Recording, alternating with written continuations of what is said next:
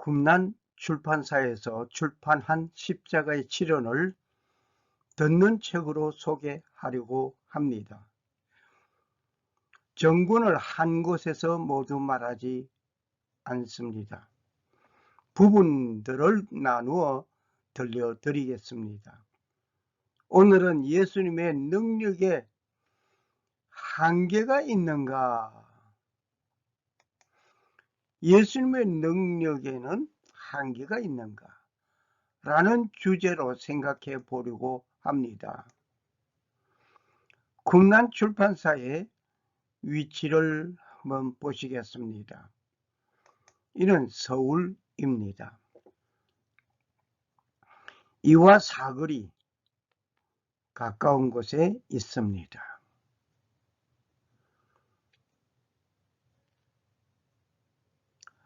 이 꿈난 출판사에서 출판된 책 3권, 십자가의 치련, 광야의 망치 소리, 값진 잔소리, 이렇게 3권을 출판하였습니다. 꿈난 출판사에서 출판하고 쓰기는 제가 쓴 책입니다. 예수님의 능력에는 한계가 있는가? 일을 할 수 있는 자가 일을 하지 아니할 때에 그 능력은 상실되는 것은 자타가 잘 알고 있습니다. 즉, 일을 할 수 있는 능력자가 일을 하지 아니하면 그렇게 무기력하게 보이는 것입니다. 능력을 가진 아들이 일을 하지 아니하면 그 아들을 꾸중하지 아니할 아버지가 있겠습니까? 혹시 무능한 자라면 모르지만 능력이 있으면서 일을 하지 아니하면 문제가 되는 것입니다. 오늘 나는 예수님을 보면서 능력 있는 분이 그것을 행하지 아니한 것을 봅니다. 왜 그분은 그렇게 하셨을까? 왜 그렇게 하셨을까? 말씀이 있습니다. 태초에 말씀이 계시니라. 이 말씀이 하나님과 함께 계셨으니 이 말씀은 곧 하나님이시니라. 요한복음 1장 1절의 말씀을 봅니다. 예수님은 하나님으로서, 예수님은 창조주로서 그는 능력 있는 분이었습니다. 그런데 십자가에 관하여서는 어떤 능력도 행하지 아니하셨습니다. 여기에 말씀이 계시니라고 하셨습니다. 태초에 말씀이 계시니라. 이 말씀이 하나님과 함께 계셨으니 이 말씀은 곧 하나님이시니라 말씀하셨습니다. 그 말씀은 하나님의 아들 예수님을 지적하신 것입니다. 예수 그리스도는 위대한 능력을 가지신 분이었습니다. 그런데 예수님은 할 수 있는 그 모든 일들을, 능력을 가지신 그분은 일을 하지 않으셨습니다.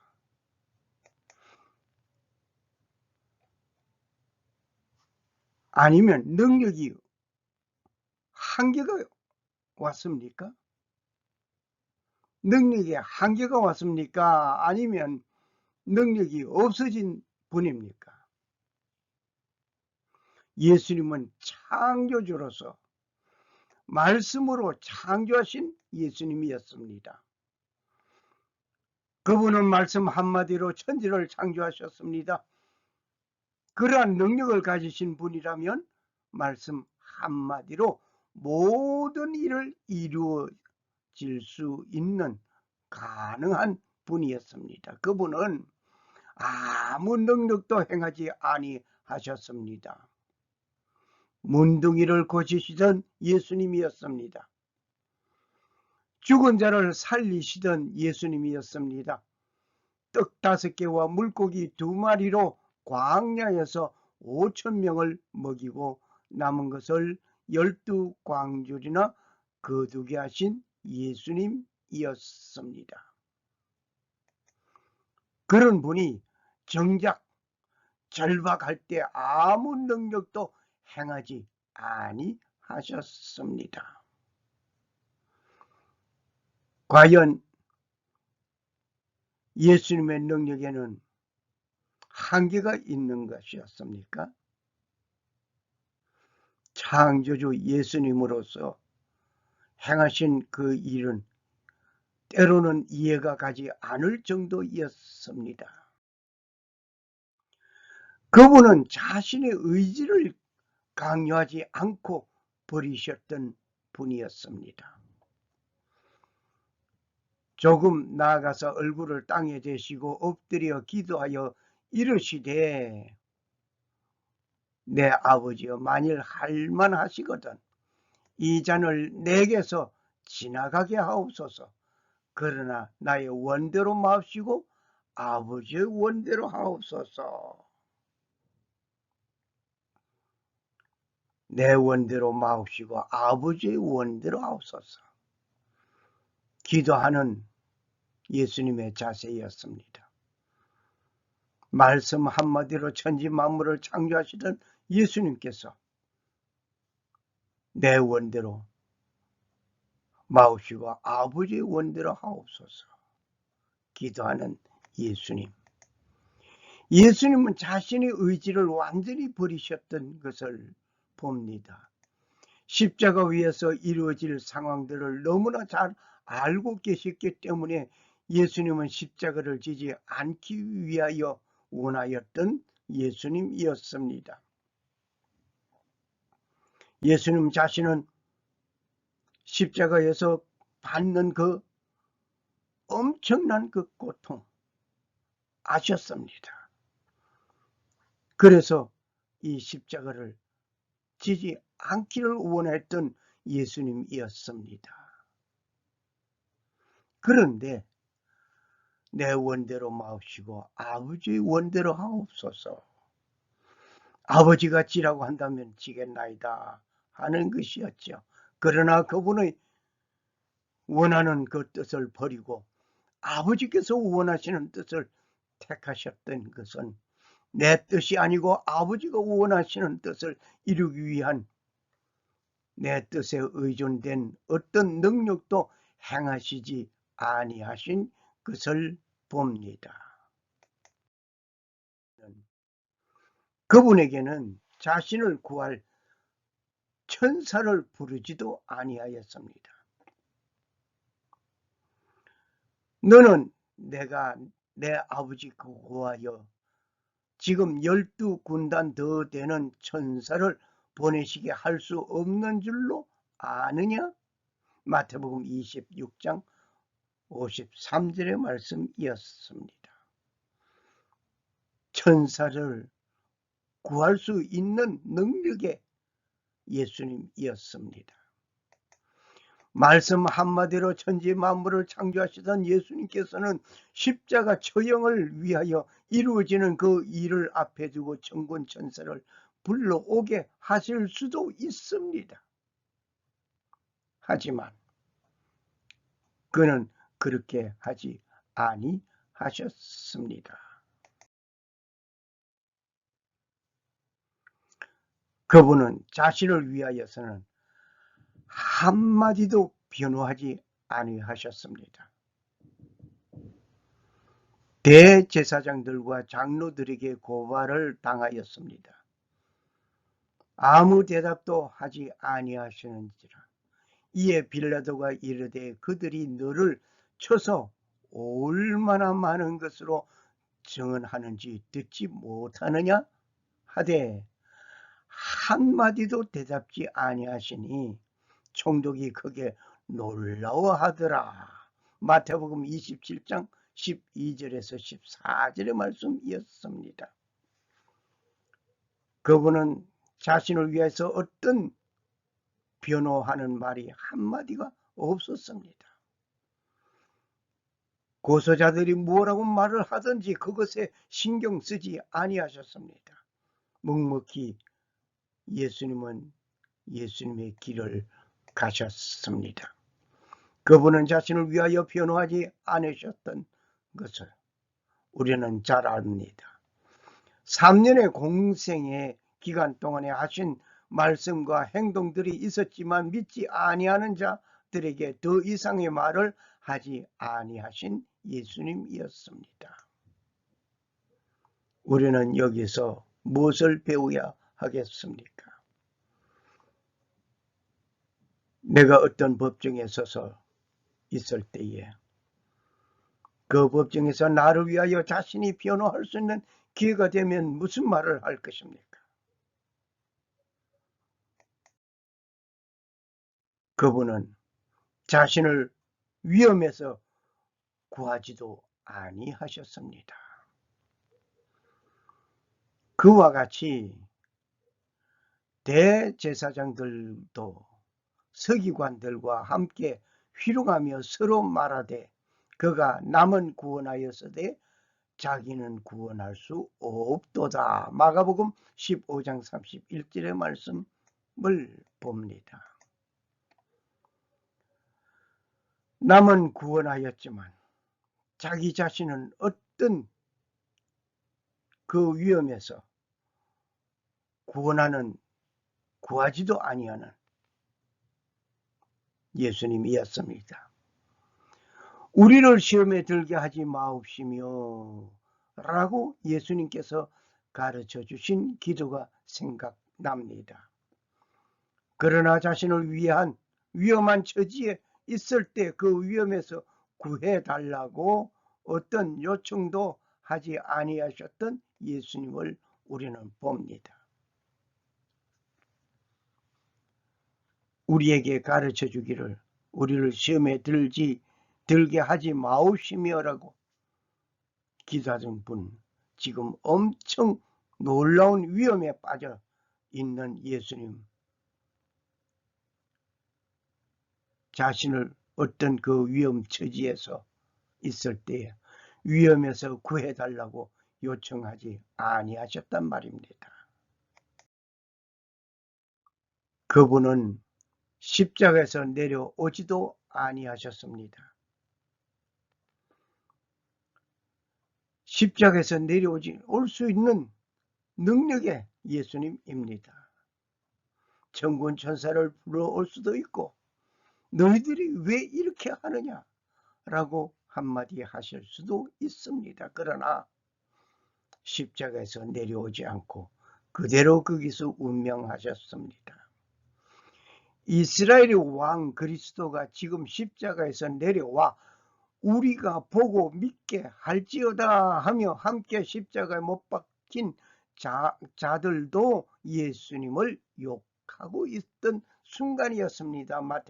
마가복음 15장 32절의 말씀을 우리는 보고 있습니다. 자, 십자가에서 내려와라. 십자가에서 내려오면 우리가 믿겠다. 양손에 못이 박혔습니다. 양발에 못이 박혔습니다. 어디와 접착되었습니까? 십자가 나무에 접착되어 있습니다. 그러한 가운데서 내려오면 우리가 믿겠다 이 말이죠. 더 나아가서 함께 사용받아 죽게 되고 있는 강도도 그렇게 말을 하고 있습니다. 많은 이적과 기사들이 있었던 3년 동안의 모습을 생각해 보겠습니다. 안전방위가 일어나고 문둥병이 고침을 받고 말할 수 없는 이적 기사들을 보고 듣고 있었지만 십자가에서 내려오면 그 놀라운 기적을 보고 믿겠다라고 하는 말이겠지요. 그분은 십자가 위에서 뛰어내려 서면 너희가 나를 십자가에서 달았지만 내가 하나님의 아들이라는 증거를 보아라 하고 내려올 수 있지만 그렇게 하지 아니하셨습니다. 왜? 예수님은 가진 능력을 행하지 아니하셨기 때문입니다. 그분은 죄인을 향한 사랑과 구원을 중단하지 아니하셨습니다. 누가복음 23장 43절에 이런 말씀이 있습니다. 예수께서 이르시되 내가 진실로 진실로 네게 이르노니 오늘 네가 나와 함께 낙원에 있으리라 라고 한편 강도를 향하여 말씀하셨습니다. 죄인을 향한 하나님의 사랑, 하나님의 그 구원의 그 중차대한 그 결과, 그 모습 그대로 실천하고 있습니다. 죄인을 사랑하는 그 모습. 어떤 죄인, 죄를 지은 사람, 그를 사랑하심이 아니라 죄를 회개하는 한편 강도는 한평생 죄악 속에서 살아왔던 그였습니다. 그 결과 그는 사형받아 죽어가면서 예수여 당신의 나라에 임할 때에 나를 기억하소서 라고 회개하는 그 한편 강도를 보고 예수님께서는 말씀하셨습니다. 내가 진실로 네게 이르노니 오늘 네가 나와 함께 낙원에 있으리라. 놀라운 일입니다. 마지막 순간까지 죄와 함께 살아가던 그가 죽어가면서 예수님에게 구합니다. 당신의 나라에 임할 때에 나를 기억하소서. 짤막한 문맥입니다마는 예수님은 그 강도에게 사랑을 베풀었고 구원을 허락하였습니다. 오늘 우리는 어떻습니까? 그분은 십자가에서 회개한 한편 강도를 향하여 낙원에 있을 것을 약속하시면서 구원의 손길을 베풀어 주셨습니다. 예수님은 이 모든 일들을 하실 수 있으면서 정작 자기 자신을 위하여서는 아무 일도 행하지 아니하신 예수님이었습니다. 왜 그랬을까요? 왜 무능력한 자와 같이 잠잠하였을까요? 잠잠한 이유가 뭘까요? 오늘 우리는 생각해 봅시다. 그분은 말씀으로 온 인류를 사랑한다고 하시면서 죄를 용서했노라고 하셔도 됩니다. 말씀으로 천지 만물을 창조하시던 예수님이었기 때문에 내가 오늘 이후로 온 인류의 죄를 사하노라 하시면 됩니다. 그러나 그렇게 하지 않으셨다는 것은 인류를 위한 그분의 친히 피를 흘려야만 하는 일이었기 때문입니다. God loves all who love the Son. 우리는 그 아들이 누굽니까? 하나님의 아들 예수 그리스도를 사랑하는 모든 자를 하나님이 사랑하신다는 것을 우리는 기억해야 할 것입니다. 그가 범죄함으로 말미암아 흠없는 수송아지로 속죄 제물을 삼아 하나님께 드릴지니 기름 받음을 받은 제사장들은 그 수송아지 피를 가지고 회막에 들어가서 레위기 4장 3절 4절 5절의 말씀이었습니다. 그가 범한 죄로 말미암아 흠없는 수송아지로 속죄 제물을 삼아 여호와께 드릴지니, 죄를 범하면 흠없는 수송아지로 속죄 제물을 삼아서 여호와께 드리는 피의 제사였습니다. 이 제사 제도는 예수 그리스도가 흠없는 자로서 하나님의 아들로서 오시어서 온 세상 인류를 위해서 속죄 제물이 되는 피를 흘려야만 하는 일이 되어야 했던 것입니다. 너희는 너희가 거주하는 땅을 더럽히지 말라. 피는 땅을 더럽히나니 피 흘림을 받은 땅은 그 피를 흘리게 한 자의 피가 아니면 속함을 받을 수 없느니라. 민수기 35장 33절의 말씀이었습니다. 피를 흘려서 속죄하겠다고 하는 예수님의 그 중차대한 그 사명 때문에 그는 능력을 행하지 아니하셨습니다. 율법을 따라 그의 모든 물건이 피로서 정결하게 되나니 피 흘림이 없은즉 사함이 없느니라. 히브리서 9장 22절 말씀이었습니다. 피 흘림이 없다고 한다면 사함이 없기 때문입니다. 피 흘림이 없은즉 사함이 없노라고 하신 그분의 말씀이 이루어졌습니다. 그분이 나를 용서하시기 위하여 친히 영원한 속죄물이 되셨던 것입니다. 이것은 오직 나를 구원하기 위하여 아버지 뜻을 이루시기 위하여 무능한 자같이 행하신 것이었습니다. 감사하신 예수님, 옹졸한 종을 용서하옵소서. 이것은 오직 나를 구원하시기 위하여 아버지의 뜻을 이루시기 위하여 무능한 자처럼 행하신 예수님임을 여기서 봅니다. 너희가 성경도 하나님의 능력도 알지 못함으로 오해함이 아니냐. 누가복음 1장 17절의 말씀입니다. 성경도 하나님의 능력 알지 못하면 오해할 수가 있습니다.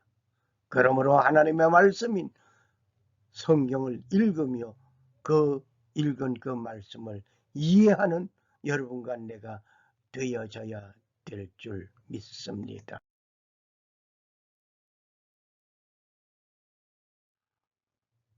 살아 역사하시는 능력의 하나님께서 자기를 나타내지 아니하시고 순종하신 예수 그리스도를 본을 받아 살기를 원하는 모든 사람에게 하나님 아버지의 은혜가 충만하시기를 소원합니다. 감사합니다. 할렐루야.